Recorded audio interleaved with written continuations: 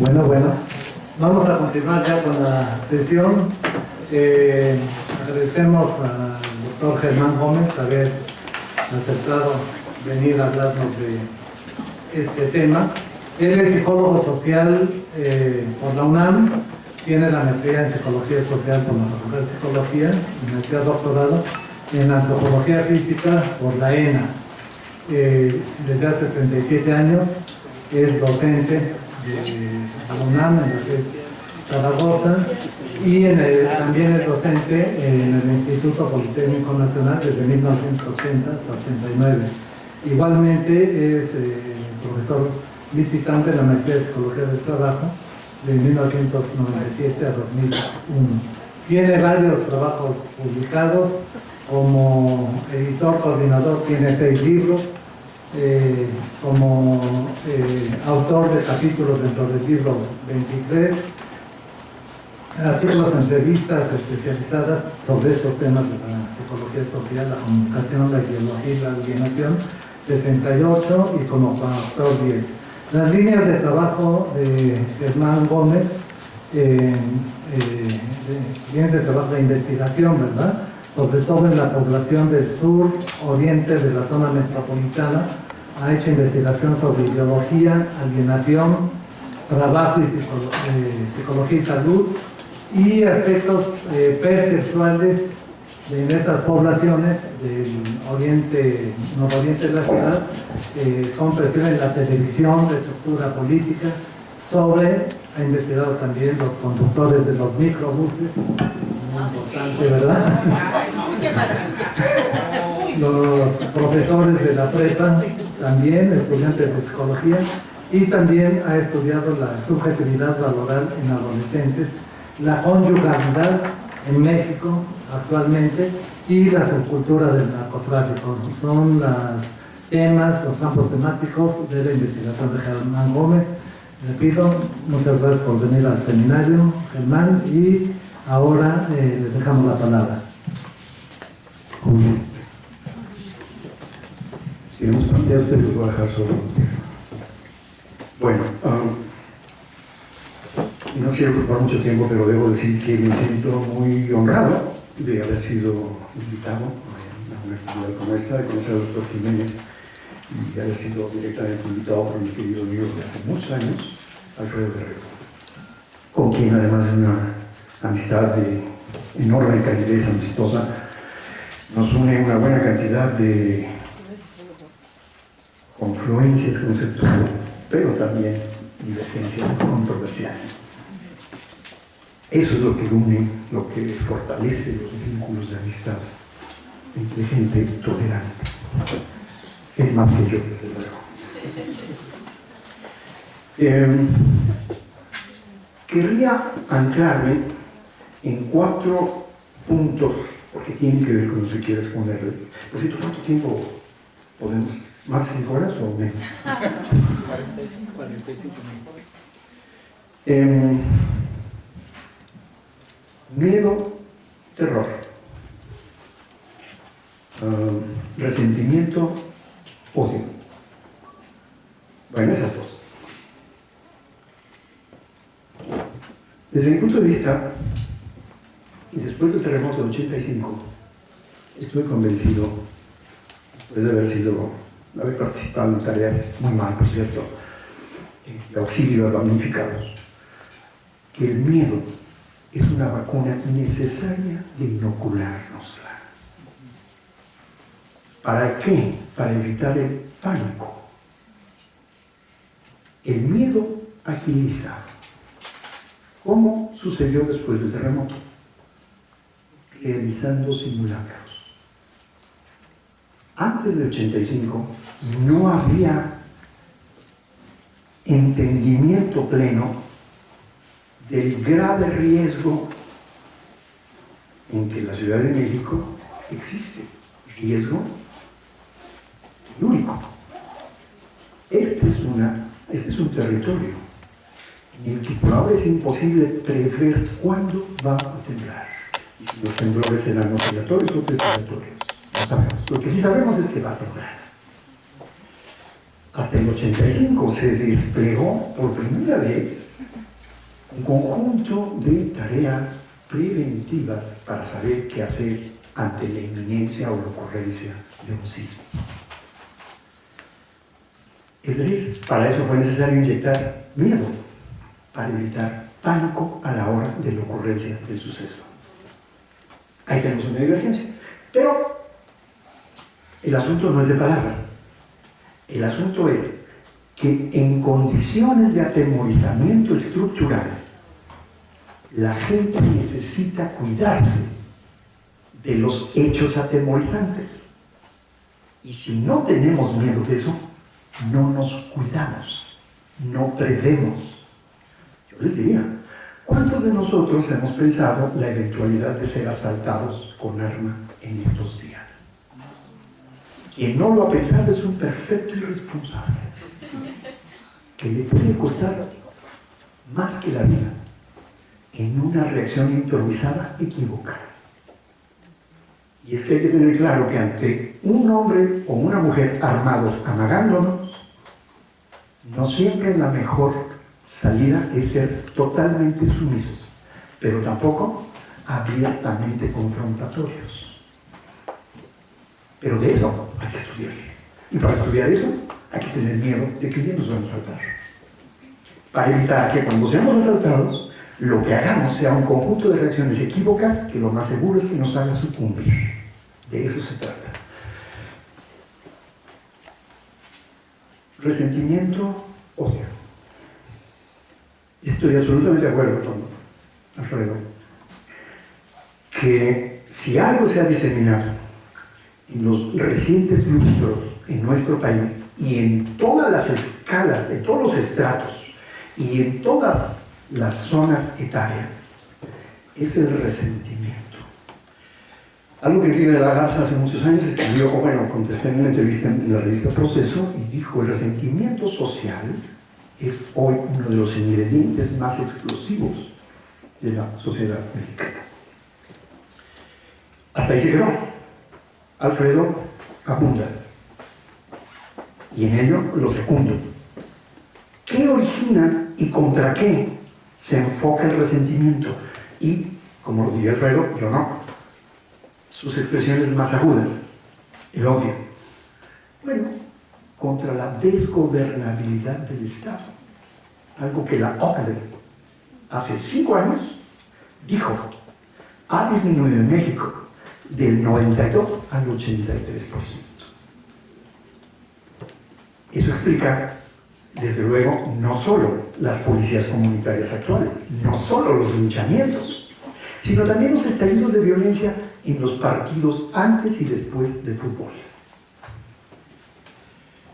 ¿Qué es la policía para una enorme cantidad de muchachos, de estos grandes representantes de la epistemia futbolera, de la Rebel o de la Monumental? El policía es la expresión, la encarnación, la representación del Estado fallido. Del Estado que, aunque no sea explícitamente claro, la mayoría de la gente menor de 29 años, hoy, datos de la encuesta de cultura política de la Secretaría de Gobernación, 2006, intuyen que el futuro es no negro, de oscuridad vacía. Pero los datos son más elocuentes y más drásticos. Si la economía se compusiera hoy, si la balanza de pagos se invirtiera, si la convertibilidad del peso se invirtiera, si la productividad escalara 2/3 y cosas como esas, para que el país regrese a los niveles de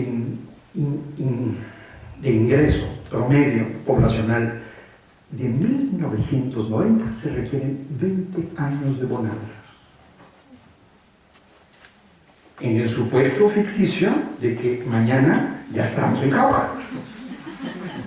Pero ¿qué dicen los datos económicos? El doctor, un amigo nuestro, Alejandro Álvarez, de su investigación de la Facultad de Economía, dice: Las cosas como están desde mediados de los 80 para acá, cuando se implanta el neoliberalismo en la economía y la política mexicana, presagia un futuro no menor de 18 años de profundización de los rasgos económicos inhibitorios de la vida decente. Y decente ya es un concepto económico de la población. ¿Qué es lo que tenemos ahora? El 75% es población económicamente activa, informal. Y el 34%, 26% restante, trabaja formalmente, pero más de la mitad de esa población ya trabaja bajo los sistemas del outsourcing. Sí, no hay dueños, no hay prestaciones al futuro. Bueno, ese es el futuro, claro. El resentimiento juvenil, me parece, se nutre de este suelo. Pero estamos hablando de la violencia y el narco. ¿Qué es eso? Y a mí me gusta mucho hablar, como psicólogo que soy, modo de un pecado que ya me lo descubrió Alfredo, pues ahora lo tengo que aceptar y confesar todo. No se me puede quitar. Decimos, ¿es preocupante la violencia? Por supuesto. ¿Es preocupante en sus grados extremos como el homicidio? Pero por supuesto. A propósito de esta exageración que mi amigo originó una interpelación por ahí de que somos una sociedad perversa, creo que como Alfredo mismo lo aceptó, sí es una exageración. Pero el hecho de los, según el semanario Z, de 2006 a 2012, 112,000 muertos alrededor de la guerra contra el narco. Según el gobierno, 46,000. Según el proceso, con muchas otras fuentes periodísticas, 76,000. Estaba indicando algo que Ruiz Jarrell, fallecido hace 10 años, dijo con mucho énfasis. Cuando una sociedad ve incrementados los niveles del suicidio a tasas mayores que unos cuantos años antes, preocupa. Algo anda mal en la sociedad. Máxime si cuando la mayoría de quienes se suicidan son jóvenes. Pero agregó, sin embargo, eso no es tan preocupante. Lo verdaderamente indignante, inquietante, es que la tasa de homicidios se ha elevado 72 veces más que la tasa de suicidios. Es decir, ¿qué es peor? Cometer intento de cesación de la vida contra mí o contra otros. Es obvio. El suicidio es contra uno mismo. El homicidio es contra otros. Así que aquí está la cosa estremecedora que dijo Ruiz Jarrell. Cuando una sociedad ve incrementada la tasa de suicidio, a diferencia de la tasa de homicidios dolosos, eso hay que subrayarlo, no imprudenciales, entonces la sociedad no está tan mal. Pero en México estamos re mal, porque lo que está aumentando brutalmente es la tasa de homicidios dolosos. Y lo más inquietante, este es un dato de hace 3 días, es que, hablando de violencia extrema, el 86% de quienes han muerto por homicidio doloso son jóvenes varones.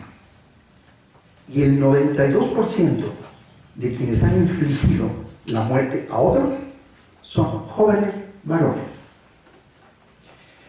Hasta el año 2006, el total de gente recluida por delitos en su mayor calificación eran jóvenes menores de 32 años.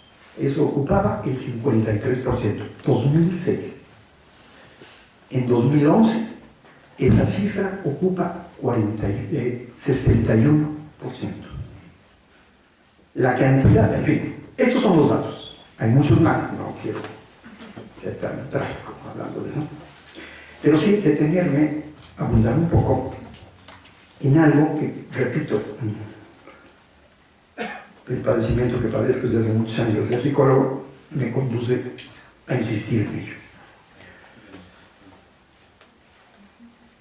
La violencia en las calles, la normalización de la violencia en las mentes de la gente, han sido instigadas, imbuidas deliberadamente. La teoría de Naomi Klein dice que sí. Yo estoy muy lejos de pensar eso. Pero lo que sí pienso es lo siguiente. Antes de contestar, les voy a dar 3 datos, quizá 4.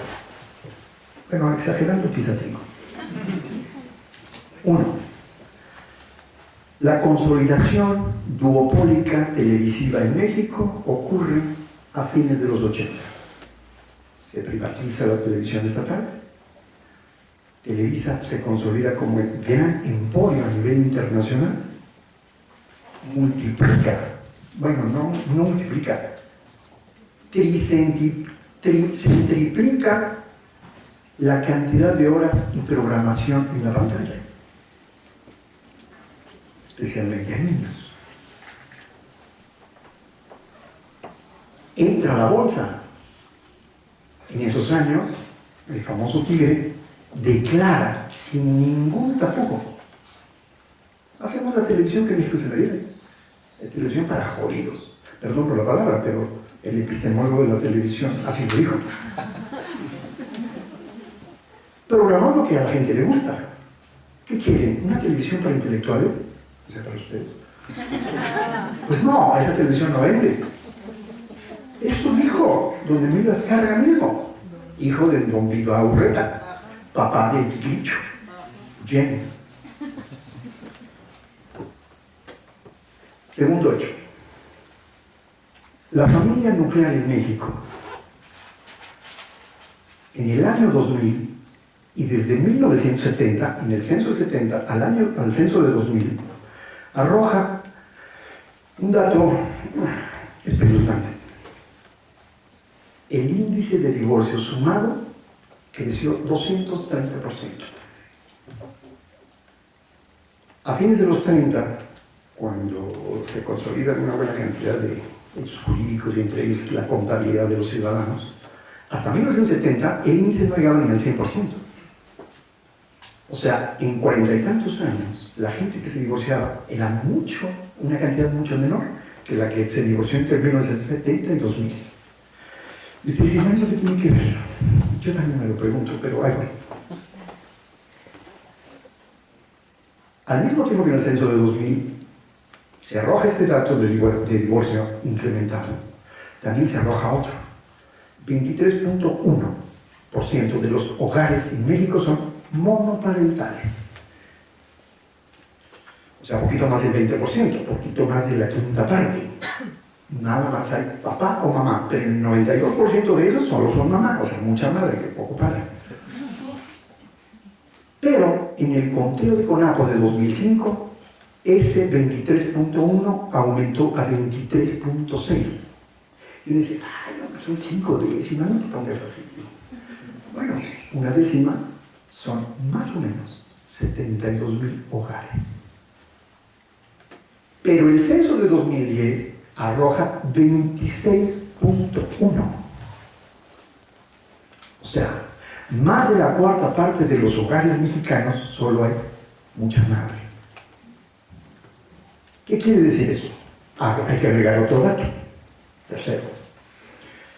La población económicamente activa cuenta desde mediados de los 70 para acá con una mayor proporción de mano de obra femenina, calificada y no.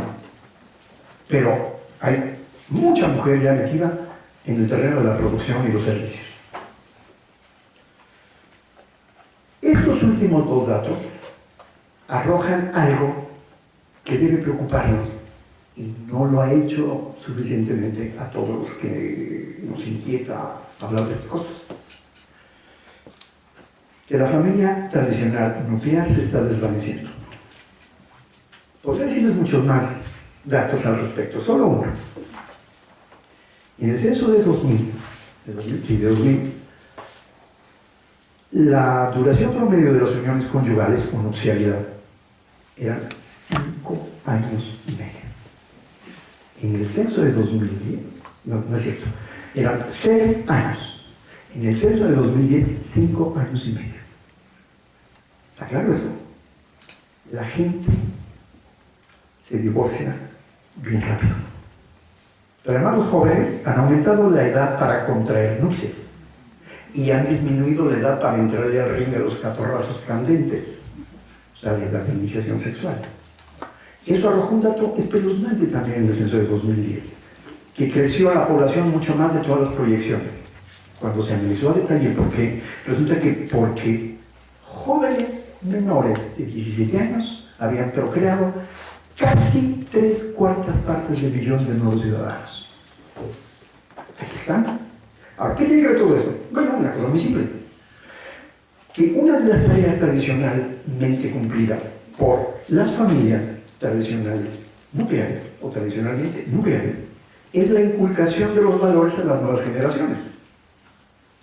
Pero, si hablamos de una familia que en la 4ª parte ya no puede cumplir eso, ¿quién lo está cumpliendo? La televisión. La niñera televisiva. Cuando éramos niños, Alfredo y yo, y algunos más, veíamos televisión desde las 4 de la tarde hasta las 8 de la noche. No podía verse más. Es decir, televisión infantil. Las televisiones empezaban a las 3 de la tarde y era una barra asquerosa del Excelsior con anuncios en blanco y negro y sepia en blanco de puras idioteces. Y estaba uno porque ya fueron las 4 y empezara Club Quintito, ¿no? Las caricaturas. Y entonces 4 horas, pero eran sin pestañear. Hoy eso no existe. 25 horas al día, canales infantiles a disposición. Y detrás, o junto a ello, ¿qué hay? Publicidad. Publicidad. Eso se acrecienta, reitero, desde fines de los 80 a principios de los 90, cuando la consolidación duopólica de la televisión en nuestro país. Sí, eso quiere decir que quienes nacieron en 1990 cuentan hoy con 23 años. 27. 20, 19. La 4ª parte de ellos se tragaron a Chabuelo con todos sus anuncios de comida chatarra, más la programación de las 24 horas y media, no, de las 23 horas al día restantes. Esta población, quienes tienen hoy menos de 20 años, son quienes ocupan hoy el primer lugar en algo, ya somos grandes, no como los ratones verdes, de obesigenia infantil. Somos el primer país consumidor de Coca-Cola, el primero en refrescos, en todo el mundo. Y somos el segundo en obesidad general. El primero en infantil, pero el segundo en obesidad general, por encima de los gringos, cuya comida es fast food. Eso quiere decir algo muy preocupante. Sí, ahora sí me concentro en lo que quiero exponer. Si tomamos en cuenta que el narcotráfico es una gran empresa, pero grandísima, que implica producción, distribución, servicios, inculcación de pautas de consumo. Solo hay algo que no tiene abiertamente explícito: publicidad. Es lo único que no tiene, marketing pagado. Pero tiene abogados, químicos, gente experta en armas, administradores.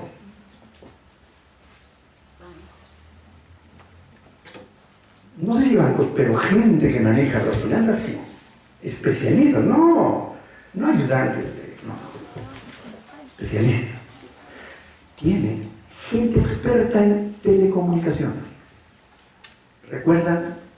En septiembre de 2011, en Veracruz le tumbaron a los Zetas un sistema de telecomunicaciones a lo largo de todo el estado, desde el norte, frontera con Tamaulipas, hasta el sur, frontera con Tabasco, con torres de 30 y tantos metros, subestaciones que ocupaban pues, cualquier edificio de los pitufos de aquí,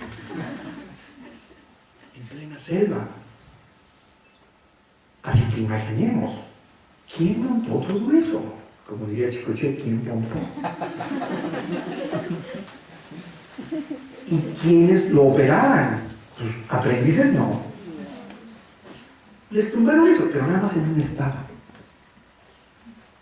Bueno, me he preguntado, desde que hice un recuentito de estos, como cuántos financieros se necesitan para meter a las Islas Caimán 2.000 millones de dólares en un quinquenio. El cálculo es muy entretenido, por cierto, pero bueno, preguntándome esas cosas me pregunté una, bueno, ¿tendrán psicólogos? O bueno, esto no sirve casi para nada, pero ¿tendrán comunicólogos? Eso sí sirve. Eso sí sirve. Y me tuve que contestar, no, pero sí. Pero bueno, no importa si los tienen. Dije, no hay publicidad explícita. El problema es que sí hay propagación implícita y muy eficaz. De eso se trata cuando uno habla de subcultura del narco. ¿Y en qué consiste? Antes de contestar eso, voy a contestar lo que no me he preguntado. El narco no ha creado ningún rasgo cultural propio. Reitero, no ha construido ningún rasgo cultural propio. Quizá con una excepción, quizá, porque no sabemos. Quienes se han dedicado a estudiar el derecho no lo saben a ciencia cierta. A su santo patrono Valverde. Hay quienes dicen que sí, que es un producto de los narcos de aquellos entonces, pero hay quienes dicen que no, que es un chucho el roto, digamos. Pero que quién sabe por qué, ahí es donde nadie sabe. ¿Cómo es que lo pescaron y lo convirtieron en una capillita que está al final de un acueducto en la ciudad de Culiacán, Sinaloa, al cual no hay? Es muy interesante porque le ponen flores diario frescas. ¿Quién las pone? Nadie sabe, pero todos sí. Pero fuera de ese, ningún otro de sus rasgos han sido producidos por ellos. Por ejemplo, la afición al pasito duranguense o a la música postclásica grupera. Eso no es invento de los narcos, no, pero se lo van a apropiar. Ser buchones, o sea, traer colgadas, cadenas y cuánta cosa de oro en el pescuezo. Eso es ser buchón. Así se dice en Sinaloa, en Badiraguato especialmente, donde reposan los santos restos de un prócer egregio ínclito señor mexicano. Las botas de piel de animal, los anillos, se me olvidó ponerlos, las grandes hebillas con incrustaciones de diamante, las cachas, no pavonadas, no, de oro, sombrero, la camisa y la vestimenta semicharras, los camionetones.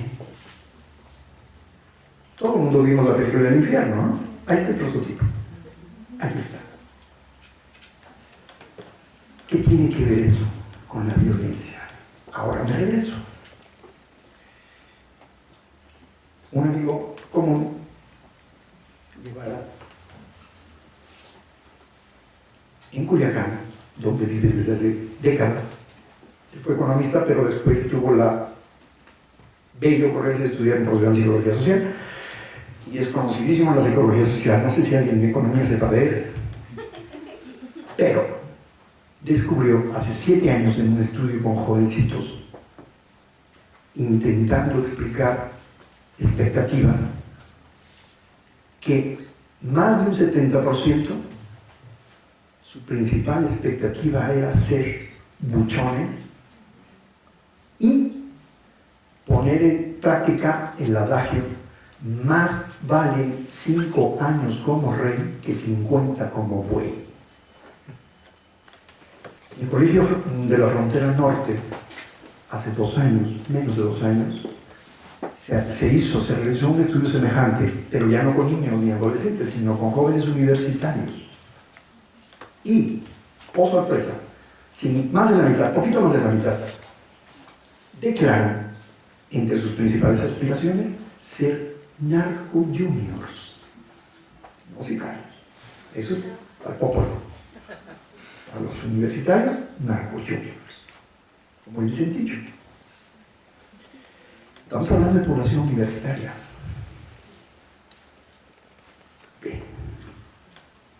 Si eso sucede con gente que hoy cuenta con 23, 35 años, preguntémonos qué está sucediendo en la mentalidad de gente de menos de 18. Una respuesta es esto de lo que habló mi querido amigo, el Ponches, un sicario que confesos al menos cometió 12 homicidios con desmembramiento. O sea, no nomás es de que hay, cuídame, el maciosare, no. Ahí te va, y además, tras, 72 pedacitos. Y sabía cómo enviar qué parte del cuerpo para decir qué mensaje a qué destinatario. Eso es parte también del trabajo psicológico. Pero además tenemos otro dato espeluznante. Hace 1 año y medio, apenas por primera vez, se encontró un trío de niños ejecutados con el balazo en la cabeza. Fue la primera vez. Pero es que hace 7 aparecieron cabezas afuera del Ministerio Público de Acapulco en bolsas. Eso es terror. El Ponchis es uno de ellos. Facundo, el segundo de a bordo de la ex-PFP, cuando pescaron al Darío y se paró el cuello diciendo: hombre, las tareas de inteligencia originaron que acercáramos al sujeto y que realizamos una aprehensión quirúrgica. Un solo disparo. Los partes periodísticos informaron a los 2 días que había sido una chiripada. O sea, se pasó un alto, lo siguieron, corrió, vieron que era una camionetota, le pusieron un cerco porque por ahí andaban haciendo un operativo, lo pescan por chiripada. Además, el tipo fue a hacer algunas cosas por ahí, sin escolta. Dijo Facundo en esa ocasión: hoy tenemos claro que en los enfrentamientos, más de la mitad de aquellos con quienes tenemos que liarnos a tiros son menores de 25 años. De regreso, estamos hablando de quienes nacieron fines de los 80, principios de los 90. Naturalización de la violencia, mencionaron hace un rato. ¿Quiénes encarnan hoy no solo la naturalización, la normalización de la violencia, sino además encarnan la práctica de la violencia aniquilatoria? Hoy el dato es entristecedor. Gente menor de 29 años. ¿Y quiénes están muriendo más por homicidio doloso? Lo reitero, 86% jóvenes varones. ¿Y quiénes lo perpetran? 92% jóvenes varones. Jóvenes quiere decir gente nacida antes de los 90, poquito antes y poquito después. Esa es la gente.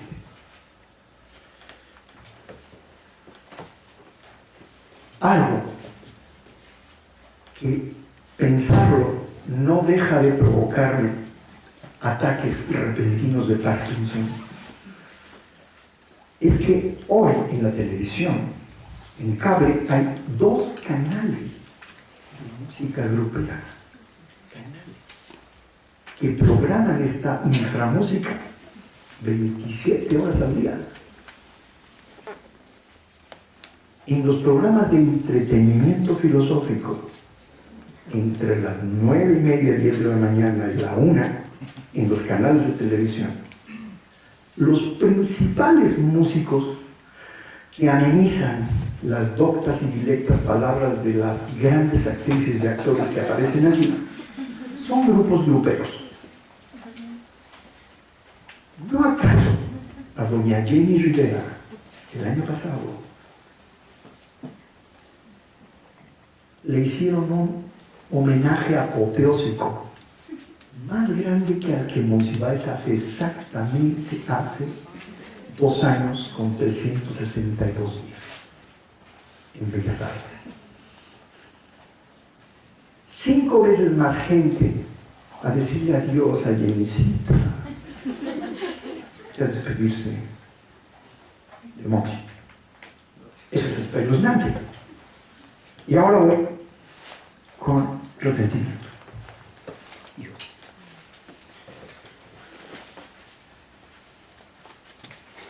Una cosa que el narco encarna hoy y desde hace muy poquitos años para acá, casi podría decir desde la aparición de las primeras cabezas,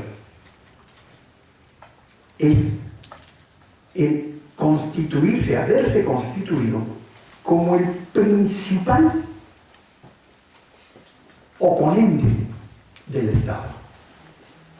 No hay otro. Me va a decir el PRD, hombre. Jesús Ortega es un tipazo, mira cómo le grita con Quicopete, sus cosas y se andan, por favor. O como con Cordero. O sea, ¿quiénes son los que se oponen hoy al dominio estatal, no gubernamental, no solo gubernamental, estatal? Todo el mundo hablamos mal del gobierno. La encuesta de cultura política de la Secretaría de Gobernación de 2006 arroja otro dato que también hay que agregar al cóctel. El 78-82% de los jóvenes menores de 20, o sea, gente menor de 29 años, declara que lo político es lo peor que hay en este país, el 70 y tantos %. Y cuando les preguntan, ¿y tú participarías? El 20 y tantos % están dispuestos. Lo mismo encontró la encuesta nacional de juventud en 2008 y luego en 2011 del INJUVE. Lo mismo encontró ¿cómo se llama? Durán, de la Facultad de Ciencias Políticas, Víctor Manuel Durán, el doctor Víctor Manuel Durán, en 1998, antes de la huelga de 99-2000 en la UNAM, que alumnos, porque lo hizo con población universitaria, está en su libro, el 68% de los estudiantes universitarios, 1998, un año antes de empezar la huelga, en marzo de 99, declaraban no interesarse en absoluto por lo político.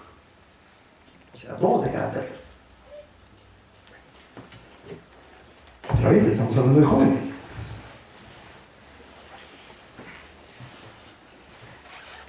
El narco, enfrentando al Estado a balazos, con inteligencia de movilización de droga, con inteligencia de sistemas de telecomunicación, con inteligencia y astucia financieras, etc., es el principal opositor al tú por tú con el Estado. Y los han hecho retroceder. El doctor Buscagle y este hombre, se me olvidó su nombre, de la UNAM, Luis Astorga, el doctor Luis Astorga, han insistido en los años recientes que territorio con gobiernos alter en el territorio nacional ocupa la cuarta parte, predominantemente en el norte.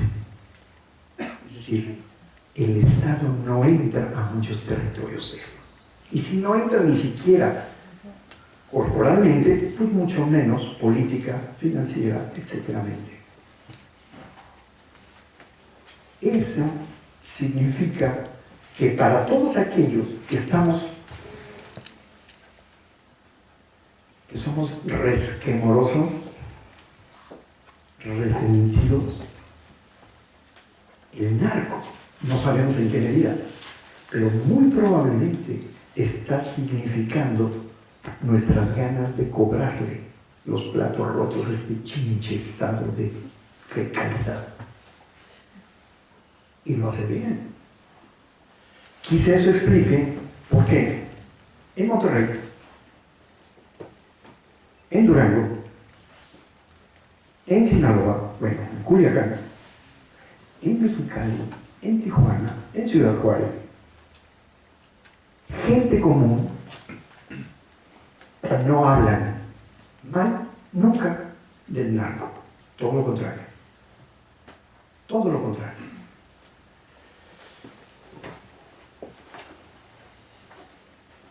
Puede decirse, quizá también exagerando, que algunos de los rasgos de la narcosubcultura forman parte hoy de la percepción aprobatoria de la población mexicana. La difusión de la música grupera, del pasito duranguense, como un elemento del gusto convivencial, no solo en fiestas, sino viendo la tele, oyendo mientras manejo, en los microbuses, en el metro, son parte de una atmósfera amparante, cobijante, protectora del narco. Yo no sé si eso es deliberado, no podría afirmarlo, pero sí sé que es eficaz. No en vano, tendremos que recordar que del mundo del espectáculo, los únicos que se han asociado al mundo del narco son gruperos. Han compuesto música para ellos, pero además han sido ejecutados por relaciones. Me he preguntado, ¿por qué no queman uno que otro rockero? Algunos bien valió la pena que los convirtiéramos en ellos. ¿Por qué no jazzistas? ¿Por qué no bluesistas? Bueno, de lo que hay más en este país, salseros. ¿Por qué no truenan salseros? Porque esa no es la música de los narcos. ¿Por qué entonces en la televisión hay más música grupera que salsa hoy? Rock casi nunca ha habido, jazz menos. Pero salsa está en todos lados. Ya salió. ¿Y qué entró? Pasito duranguense, vean. Todo el mundo aquí somos expertos, aunque no nos guste, que la Sonora Dinamita, que ya tiene 3 dinastías, que la banda del Recodo de Germán y Don Lázaro de no sé qué. Bueno, hay un fenómeno conexo que ha llamado mucho la atención, sobre todo en la antropología, el llamado, desde mi punto de vista, mal llamado narcocorrido. Primero, ni es corrido, no toda la música del narco es corrido. Y bueno, hago una sinopsis de eso y les digo. Aparte que pueden bajar una enorme cantidad, hasta yo pude hacerlo, de la red, de música de esa, para no gastar tiempo en esas cosas, podrían ir al Tepis Mall y conseguir uno de los muchos discos de música concentrada. Yo solo cuento con uno, un disco, un CD, bueno, CD, uno solo, hay más. El disco contiene 2 carpetas y cada una más o menos con 40 y tantos grupos, y cada grupo con un mínimo de 6 o 8 piezas, y la mayoría contiene video. Hay que ver eso, hay que ver eso, hay que oírlo. O sea, produce agujeros en los lóbulos frontales, del mismo modo que, como decía Alfredo, se infligía a la gente la lobotomía. Para eso. Y uno se pregunta, bueno, ¿por qué venden tanta cosa de esta? No necesitan a Tepis Mall, vayan a alguna de sus sucursales, ¿no? Ahí cerca de su casa, si Walmart quiere, ¿por qué Tepis no? Oso. A un lado de un buen Oxxo debe haber algún buen pirateco cercano al corazón. Quítale estas cosas. 10 pesos, 20 pesos, y tienen ustedes un tesoro musical. El asunto no es menor. Hace unos meses, ya cuando Kiko Pete, su presidente, hubo una iniciativa desde la Secretaría de Gobernación para que en los diarios y en los noticieros de televisión dejaran de mencionarse un conjunto de palabras asociadas con el narco. Por ejemplo, la palabra ejecución ya desapareció. Ya desapareció. La palabra narcotráfico ya desapareció. Son 7. ¿Por qué? ¿Por qué eliminar eso? Si eso se lo preguntaran a los supremos ínclitos magistrados de la Corte Superior de Justicia de la Nación, les dirían lo mismo que le dijeron a la gente del PRD cuando el PRD los acusó de no decir nada ante la campaña del lobo en 2000 y en 2006 contra AMLO. Dijeron los magistrados, doña Cordero, por cierto, en primer lugar, no hay demostración ninguna de que la publicidad incline las preferencias de alguien. Cuando escuché eso, y que decir, estaba yo allí. Bueno, afuera, ¿no? Pero ahí lo oí. Pero ¿cómo? Esta señora, bueno, toda esta ronfla de bien pagados, porque ustedes no saben. En crudo, 721,000 pesitos mensuales. En crudo. Son los zánganos mejor pagados de toda la creación de Dios. De todo. Nunca ha habido otros pagados como funcionarios gubernamentales. Digo, hay los Slim, claro. Pero ellos tienen otra forma. Ellos no les pagan nada. Nos engañan a todos. Así que, estos zánganos, porque todos firmaron, dijeron que era imposible hacer un vínculo entre la propaganda negra de Lobo y las preferencias. ¿Eso cómo se comprueba? Créanme, cuando oí eso me empezó a circular la sangre al revés. Porque entonces uno tiene que decir, carajo, bueno, perdón, caramba.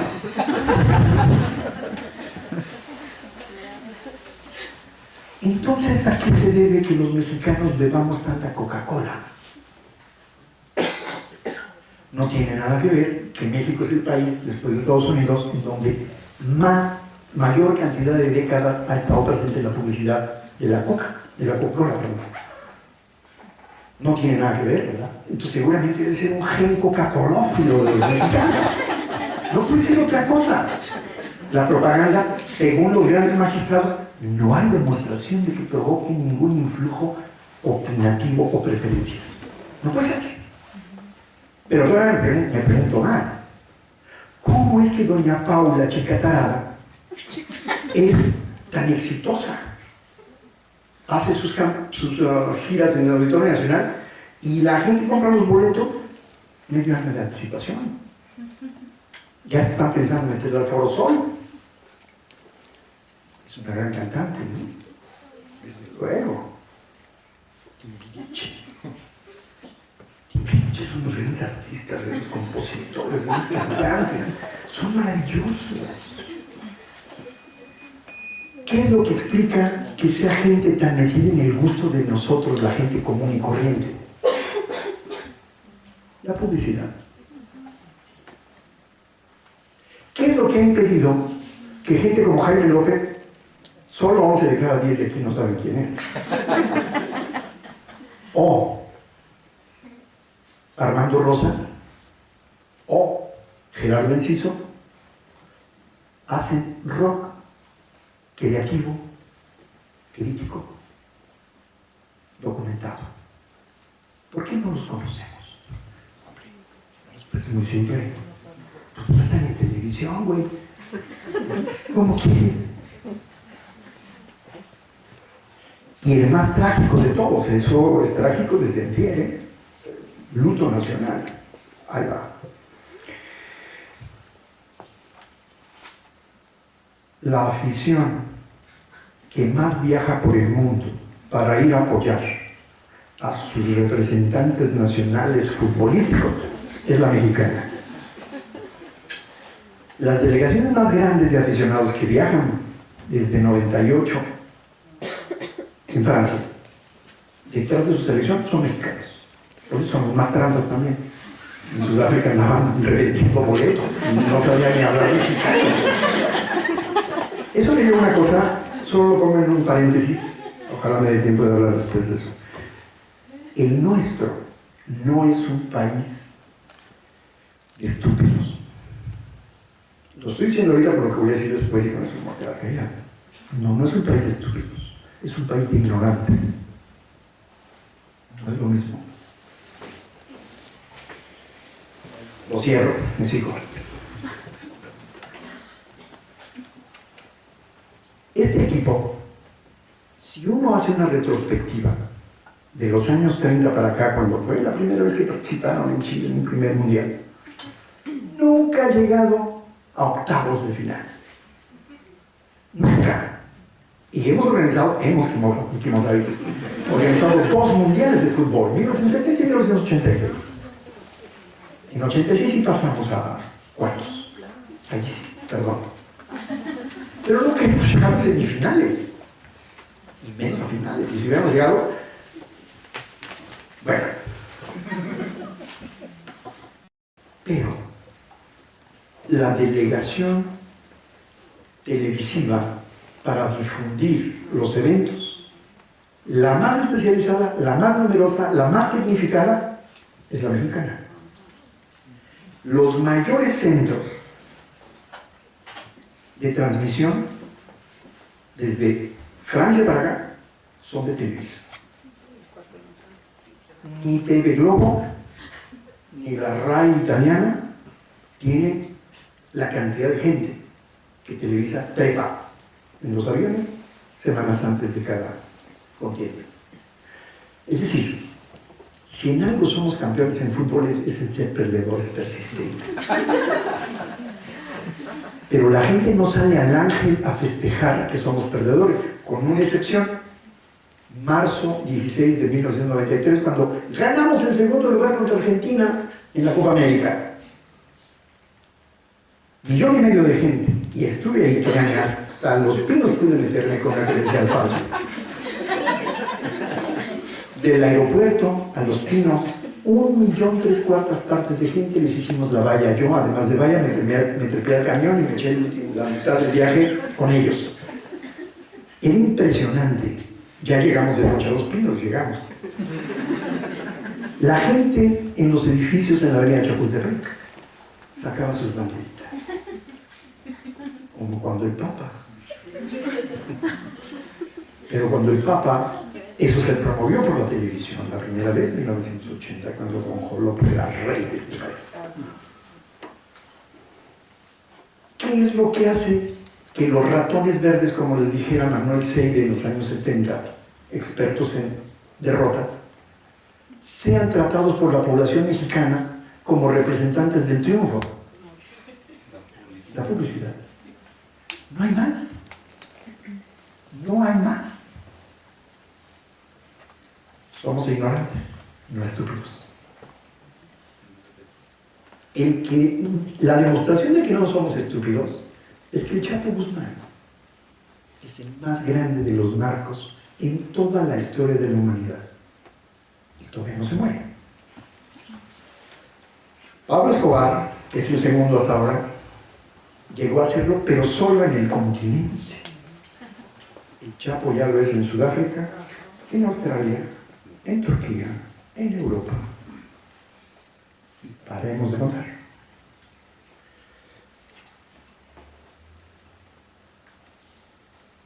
¿Qué es lo que hace posible que adoremos mequetrefes y que ignoremos gente que vale la pena? Y que por tanto la cultura del narco nos la trajemos, nos la embarramos, nos la untamos y la reproducimos inadvertidamente. Tengo la sospecha de que son hechos como estos. En la encuesta nacional de hábitos y prácticas culturales de Conajunta de 2003 y 2010 se encontró que el 72% de la gente prefería, entre sus gustos musicales, la música grupera. En ambos estudios. También que para enterarse del mundo y de sí mismo y de su propio país, el 68%, 72 primero, 68 después, de la población mayor de 12 años, se entera viendo noticieros de televisión. El 30% se entera, esto es de 2010, se entera mediante el radio. Y solo el 10% de la población lee periódicos. Ahora, ¿qué ve la gente en la televisión? Primero, noticieros. Segundo, musicales y telenovelas. Y tercero, deportes. Pero las redes sociales son muy importantes. Sí, son muy importantes. También en esa encuesta aparece que la cantidad de gente que accede a las redes es del 24%, 2010. Estudios más recientes dicen que eso ya subió mucho. Es el 32-34% de la población. Ahora, de ese total de población, más de 3/4 partes, casi el 80%, es gente menor de 29 años. ¿Ok? Con más detalle, ¿a qué entran a la red? Está original, estudios interesantísimos y todos arrojan resultados semejantes. Un poquito de porcentaje menos o más.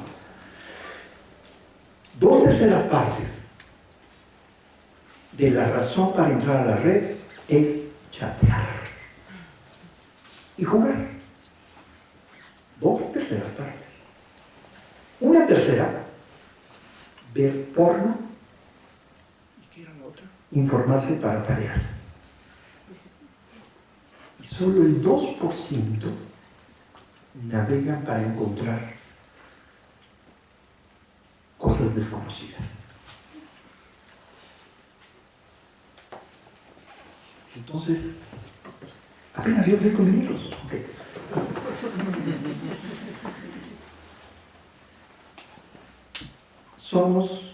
Bueno, hay más cosas. Después de Brasil, somos el segundo país cuya feligresía es ciega a la máxima deidad. Estoy muy lejos de hacer una crítica religiosa al respecto. Yo me quedé en otra parte. ¿Qué significa a cualquier deidad confiarle las razones de nuestro modo de ser? Que desconfiamos de las propias.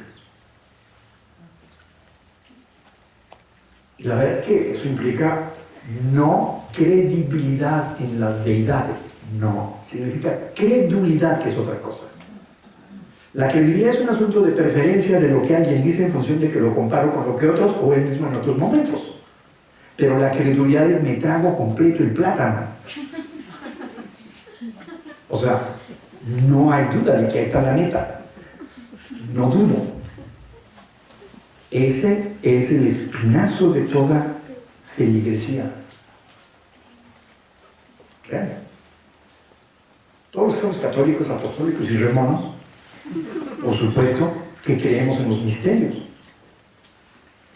Si nos ponemos a dudar, ¿cómo es que fue impregnada de Chuchín la señora? Ahí ya estamos blasfemando. Fue obra y gracia del Espíritu Santo.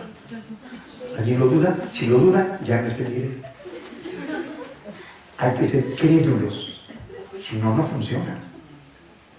El credo es una cosa sensacional. Creo en Dios Padre, creador del cielo y de la tierra, y todo lo visible y invisible. Pues ya después de eso, ¿qué queda? Nada. Si alguien está pensando que somos producto de una desviación de los prehomínidos, estamos descreyendo esa palabra. Ya no somos crédulos entonces. Ya no somos feligreses. La televisión ha hecho de nosotros, durante 2 generaciones, y cuando digo generaciones estoy hablando de 25 años, cuando la televisión por primera vez en 1949 emite el último informe de gobierno de Miguel Alemán, solo había unas cuantas televisiones en el país. Para acá, hemos sido troquelados para ver de un cierto modo la televisión. Y si el 68% nos enteramos del mundo y de nuestro país viéndola, está claro que es lo que estamos pensando. No se necesita ser Giovanita o Walter Mercado para saberlo. Basta que veamos cuáles son los parámetros más insistentes en la pantalla para inferir cuáles son, en 7 de cada 10 mexicanos, sus maneras de entender las cosas.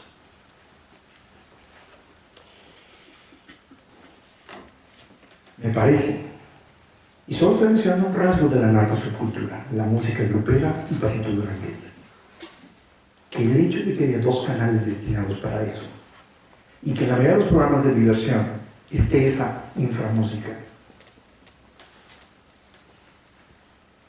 está robusteciendo nuestra forma perceptual crédula de mirar al narcotráfico.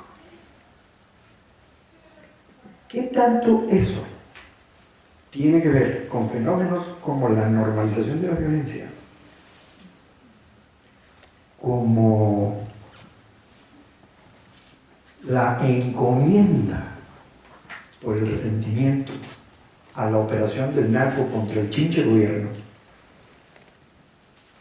que tanto tiene que ver, como lo piensan crecientes franjas poblacionales en el norte, con la aprobación del narco como protector porque nos pinta las calles, nos arregla las escuelas, nos pone la iglesia?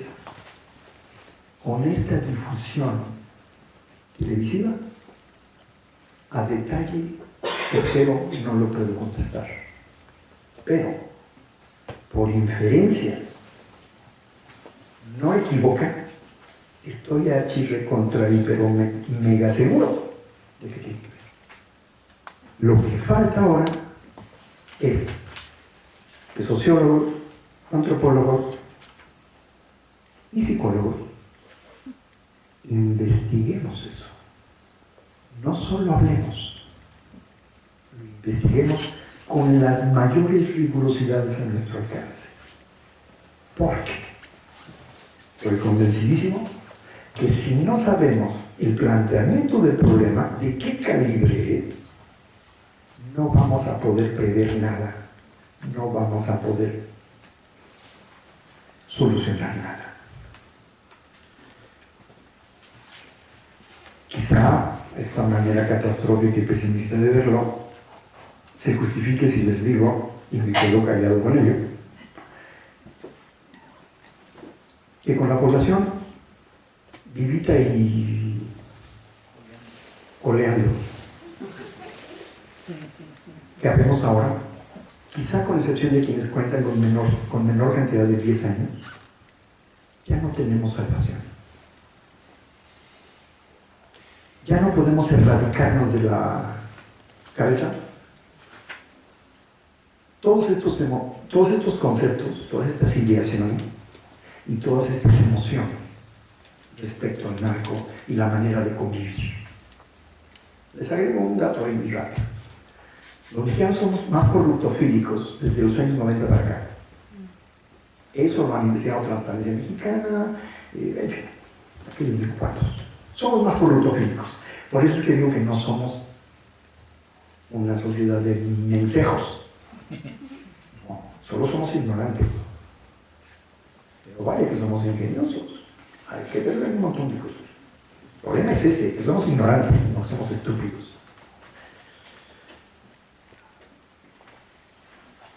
¿Quiénes pudieran ser objeto de intervención preventiva para que estas cosas no sigan perpetuándose? La gente menor de 10 años todavía están tiernitos. Y también los que todavía no nacen. Pero créanme, estoy convencido, ojalá, créanme que también quisiera estar equivocado. No tenemos remedio. Y creo que esa es una cosa que señaló Alfredo. Hay que ser autocríticos. Pero como eso duele, no lo somos. Todo el mundo creemos que venimos de este mundo a disfrutar, no a padecer. ¿Por qué? ¿Por qué me tengo que criticar yo? Sí, no sé qué. Hombre, si no lo hacemos, no podremos inocularnos un poco de miedo para evitar el pánico.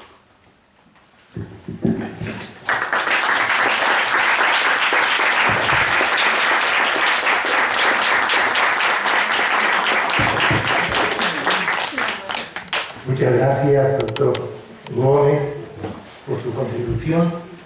Abrimos la sesión de preguntas. Tenemos hasta la 1:30. ¿Y si están de acuerdo, parece igual? Claro. Total, no va a contestar ninguna. Esto ya no funciona. Hola. Les pido igualmente a las personas que quieran intervenir de 3 en 3, si levantan la mano, por favor.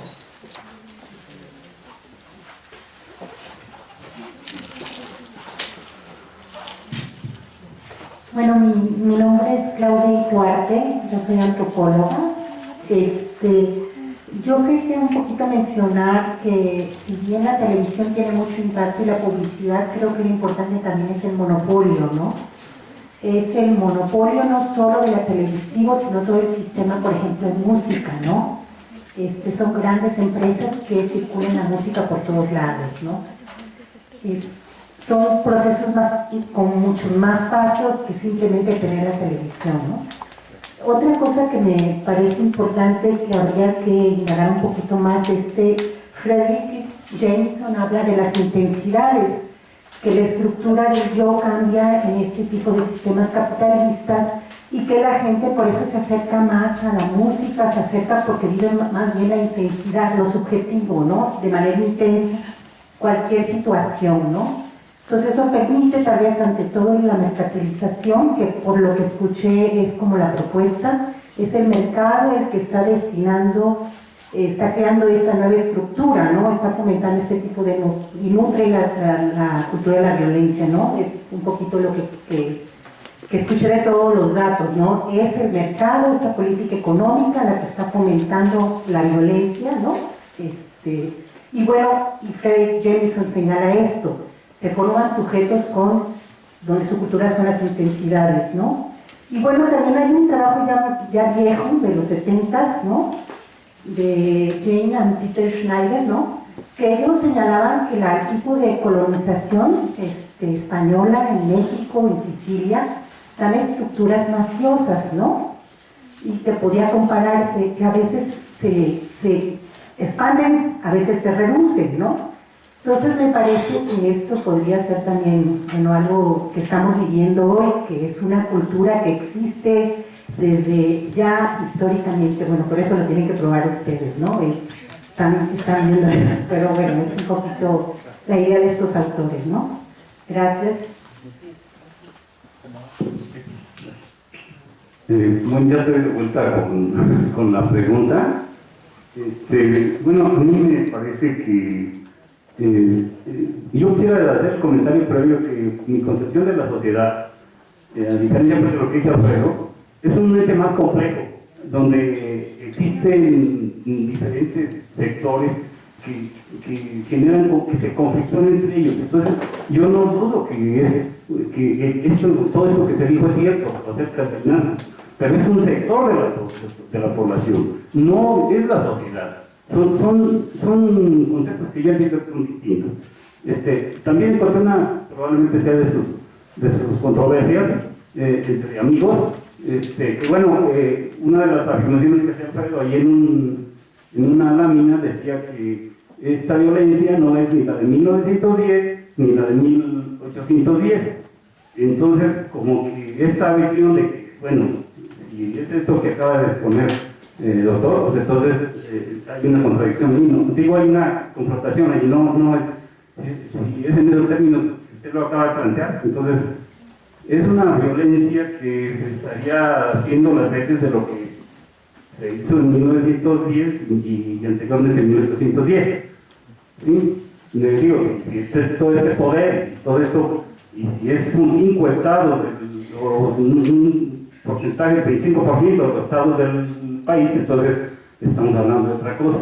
Pero sigo insistiendo, me gustaría conocer aquí su opinión acerca de esto. ¿Qué es la sociedad? Bueno, yo tengo una perspectiva más de urbanista y arquitecto, de sociólogo, que de psicólogo, ¿no? Entonces sí me gustaría que usted planteara. Gracias. Bueno, a mí me gustaría darme la palabra. Si no hay oposición. Bueno, primero felicitar por la exposición tan clara y tan pesimista, tan tristemente pesimista, que de alguna manera me da la impresión de que deja una tarea bastante complicada, y sobre todo a los científicos sociales. Pareciera que por ahí va la propuesta, ¿no? Entender qué está pasando para tratar de, en la medida de lo posible, diseñar algunas estrategias de intervención en los distintos ámbitos, ¿no? Somos bien poquitos. Hay un trabajo, yo coincido con mucho de lo que se planteó, el trabajo de Castells el reciente libro de Comunicación y Poder, donde él prueba, bueno, retoma varias investigaciones en Estados Unidos de cómo el miedo sesga el voto, ¿no? Y esto, pues, parece que ya no hay duda al respecto. En ese sentido, el papel de los medios de comunicación, bueno, también lo hemos estudiado mucho en este seminario, de alguna manera influye de manera inequívoca las decisiones, y también las cuando hemos hablado de representaciones sociales, una de las funciones es precisamente como orientador de la conducta, ¿no?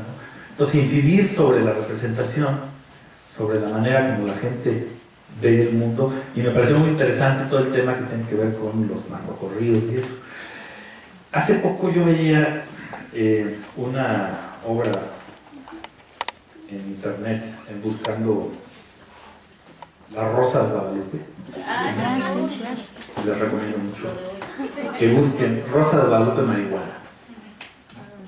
Y hay una serie de reflexiones filosóficas sobre eso, ¿no? Sobre lo interesante, lo que me hace un poco de ruido es que efectivamente hay, digamos, una simbolización positiva a través de estos,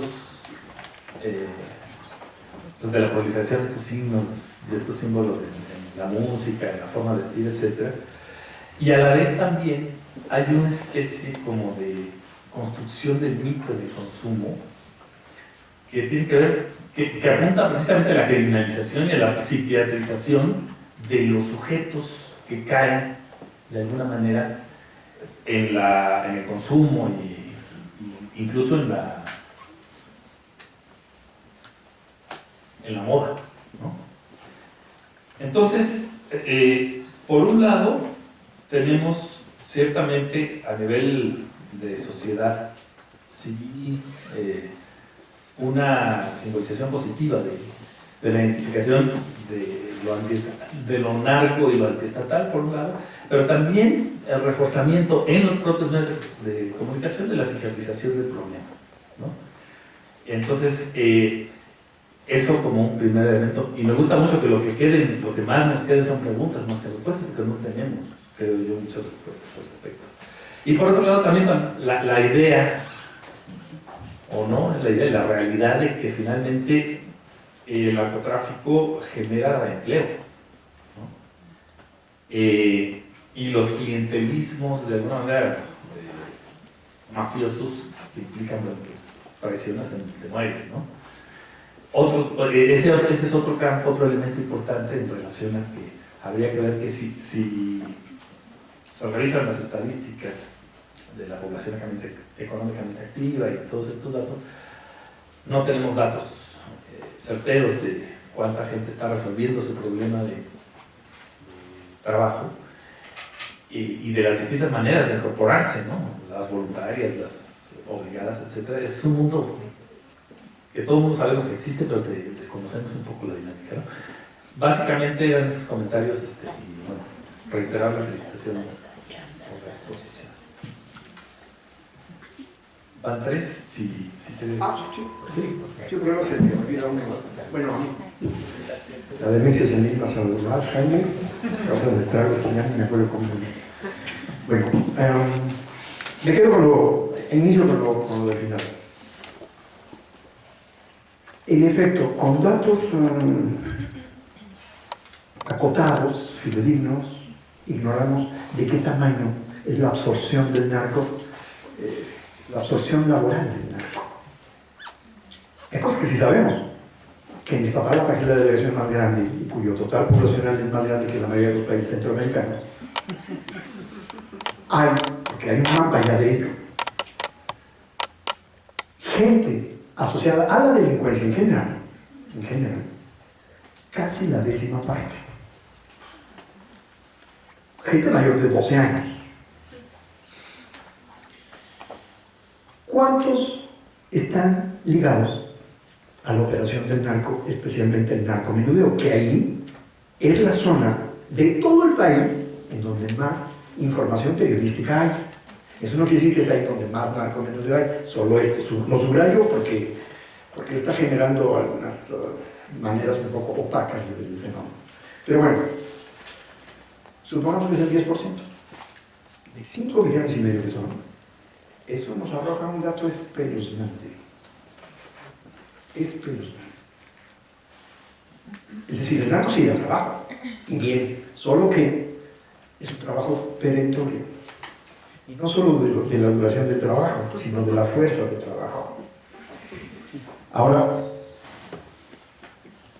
instigación de la violencia en los medios, que yo prefiero decirles de información, no de comunicación, porque pues, no son comunicación. Bueno, hace 3 años, el JUVE hizo una encuesta nacional sobre relaciones de noviazgo en jóvenes y encontró un dato doble, estos que hacen trepidar el espinazo. 67, bueno, 2 de cada 3 jóvenes con novio se llevaban en el noviazgo a chincolazos. O sea, con violencia verbal, psicológica, sexual. Perdón. Dicen ahí física, yo digo, ¿física o química? No, corporal, ¿no? Violencia corporal, violencia psíquica, sexual, esa no entiendo, pero... en fin, 60 y tantos %.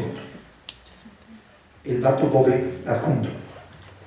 Ese 60 y tantos % que se llevan a chincolazos, habiéndoseles preguntado, no se lo preguntó a todos, pero ese 60 y tantos %, el 80 y tantos % de ellos declararon que eso es normal, así es. La quiero, por eso me la sueño. Lo pellizco porque pues, así me interesa. Ok. Estamos hablando de normalización de la violencia. Estamos hablando de gente menor de 29 años. Gente que se zampó una cantidad de horas en la infancia viendo televisión violenta, a diferencia de todos aquellos que nacimos antes de los 80. El cálculo que hizo un señor que escribía por ahí en una revista muy interesante, Daniel Rojo, respecto a la violencia, dice: hoy hay 7.000 minutos más de violencia en la pantalla que antes de los 90. Pero dice, eso no es la violencia en realidad. La violencia es que hay 3 actos por segundo, a diferencia de que había 1 antes de los 90 en la televisión. Esa es la violencia. Es decir, perceptual. Ese es el gran problema. Si estamos hablando de que en las relaciones de noviazgo, que es donde se destila el almíbar, es donde no hay fricciones, sino todo lo contrario, hay una lubricación constante y no debiera haber erosionamientos de la piel ni en ninguna otra región, se llevan a chincolazos. Bueno, pues entonces cuando se enojan, ¿qué pasa? Quizá eso sea una de las bases de este aumento de la incidencia de los homicidios dolosos. Hay que preguntarlo. El hijo no dice ni media palabra de eso. Pero estamos hablando de los jóvenes, reitero, quienes nacieron en el despunte monopólico de la televisión. Ahora, tampoco estoy diciendo que la televisión es el demonio peor de toda la vida, ¿no? Solo estoy diciendo una cosa, y con esto comento una parte del comentario. El cuidado de la inculcación es la publicidad y la propaganda. Y desde luego, no solo se ve en la televisión. El problema es que la televisión es la que mayor tiempo entra a la cabeza de nosotros, ¿no? Pero desde luego no es la única. La publicidad no solo es televisiva, desde luego que no. Y además hay, como todo el mundo sabemos, mensajes explícitos y mensajes encubiertos. Y con eso quisiera salir al paso con una cosa que se ha dicho terriblemente mal en toda la historia de la psicología y la comunicología. Mensajes subliminales, eso no existe. Es una manera torpe de decir. Lo que es subliminal no se sensorializa. Entonces, ¿cuál? No hay subliminal, hay encubierto, eso es otra cosa. Bueno, simbolización. Claro que la narcosubcultura ya está produciendo, ignoro si eso es deliberado. Me atrevería a suponer que en una parte sí, por todo lo demás, ¿no? Si hay especialistas en muchas otras cosas, ¿por qué no podría haber especialistas en comunicación, en publicidad? No dudo que lo haya, pero dudo que alguien lo pueda certificar hasta ahora. Pero, claro, que habiendo convertido al prototipo de un sujeto así, que entre otras de sus características está el que puede quitar la vida cuando se le antoja, yo me pregunto, ¿esto no ejercerá algún influjo en la construcción de la mentalidad de los niños? ¿No estará representando un atractivo en su perspectiva de vida? Yo no sé ustedes, pero cuando yo era niño quería ser Hopalong Cassidy. ¿Por qué? Porque mataba indios o llanero solitario. ¿Por qué? Porque mataba indios y exterminaba a los otros. También quería ser bombero. Bueno, y eran tiempos en que la televisión, pues porque además yo no tuve, sino que tuve 14 años, pues me influyó muy poco cuando fui niño. Pero hoy, ¿cómo se llama esta mujer? Esta facultad Lira, que trabaja también en psiquiatría, ahorita me acuerdo su nombre. Publicó hace 16 años un libro sobre medios. La mitad del libro ocupa el problema de la violencia inculcativa, si se convierte en construcción de sujetos violentos. La respuesta es, ¿quién sabe? Hay estudios que demuestran que sí, pero hay estudios que demuestran que no. El asunto no es menor, porque tendrá que ver también con los policías, los grandes, los benditos ángeles de la guardia, que nos protegen en todo momento. ¿Se hacen como son porque entran a la policía o entran a la policía porque ya eran como son? Ese es el dilema. ¿Los niños son violentos porque la tele los hace violentos o ven tele violenta porque ellos ya son violentos? Este es un dilema. Repito, hay estudios que demuestran en un sentido, pero hay unos que demuestran en el otro. Lo que no podemos negar, es decir, estamos hablando de gente violenta, pero lo que no podemos negar ahora es que ya flota en el ambiente una normalización de la violencia. Eso sí. Y hay que esperar, me parece, media generación para ver qué pasa. Todavía. Como yo soy pesimista, creo que las cosas se van a recrudecer más. Por ello insisto, que no pensemos tanto en cosas como digo aquí Castillo García, que no es mi amigo, pero yo hubiera deseado serlo, porque además es baterista de rock. Se hacen cosas para los jóvenes hoy. Me hubiera gustado estar aquí para decirle, ¿y de veras crees que podemos hacer mucho para hacer retroceder su inclinación aprobatoria a la violencia? Mi opinión es que no. No hay nada que lo permita. Él mismo, cuando habló de su programa, decía, pues es que, ¿quién apoya eso? Nadie. ¿Cómo podemos esperar de un Estado fallido iniciativas de desvanecimiento de las tendencias violentas? ¿Cómo?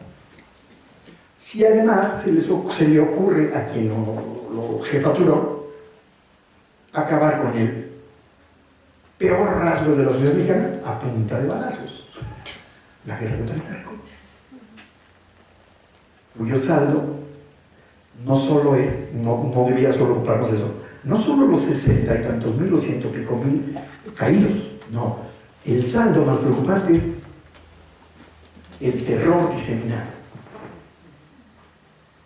la destrucción del tejido vivencial. En el norte, no sé si ustedes han ido en los últimos tiempos a Chihuahua, ciudad, Tijuana no se los recomiendo, Ciudad Juárez tampoco, o Mexicali, o Tecate, o Laredo. A las 7 empieza a anochecer, no ven a nadie en las calles. Eso es impresionante.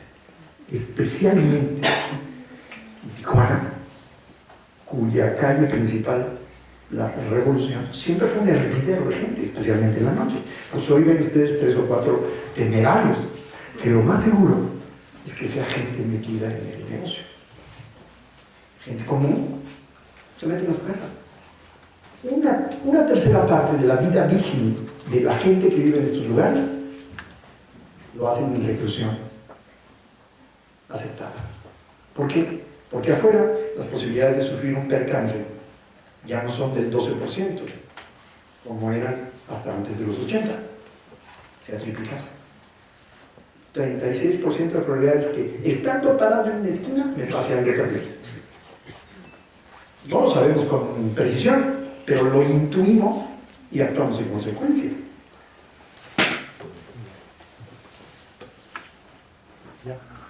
Había dos. Bueno, ya. Vamos a pararle aquí. Muchas gracias a nuestros conferencistas de esta sesión. Muchas gracias por la participación de todos ustedes. Entonces, en nuestra próxima sesión vamos a continuar estudiando la dimensión subjetiva, clínica de este problema. Y vamos a tener, en julio no tenemos sesión, vacaciones. Entonces, en agosto, la doctora Elvia Carracena nos va a hablar sobre, el tema va a ser una mirada socioclínica sobre violencia, sobre la violencia. Gracias. Gracias.